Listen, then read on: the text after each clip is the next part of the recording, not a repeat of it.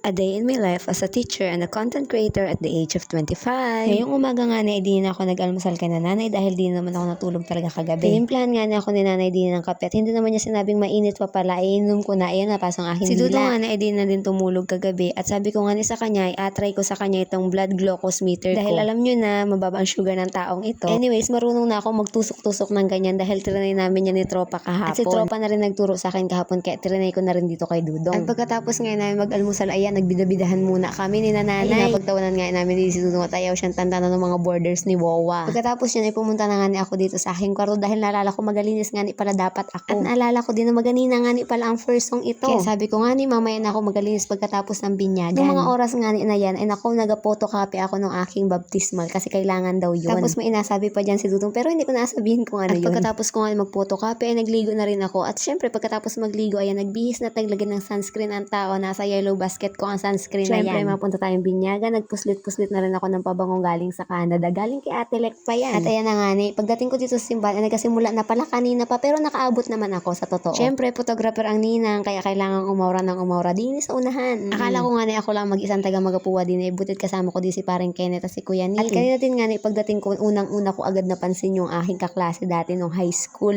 Nagpabinyag din siya ng anak niya. Hala, sana all. Hala mo, hindi man. Wala ka pang pambiling gatas. Ako napakamahal ng diaper. Pagkatapos nga namin mag-pictorial, umuwi na kami ni paring Kenneth dahil ang handaan pa ay sa Monday. Napapaisip nga na ako kung ako'y makakapunta dahil ako may seminar nun. Malulugi ako sa kainan. Pag-uwi ko nga na yung pang-aura ko pang damit ang suot ko sa paglinis. Opo, ayan, tuloy na ang paglinis ng taong yan. Hindi na nga na ako nagpalit at hindi ko na rin matiis makita iring aking kwarto. Diyos ko, parang basurahan. Kaya imbis na ako pag-umpisa na ako sa paggawa ng EFDT, curriculum map at lahat-lahat na, inuna ko na muna maglinis. Pagkatapos ko nga ni maglinis ay nagpunta na ako din kay nanay dahil tanghalian na, opo, maglipasan naman tayo ng gutom. At pagkatapos ko nga ning kumain, nag-umpisa na ako dito. Napakarami kong gawain. Okay, the end. So hanggang dito na muna. Bukas naman.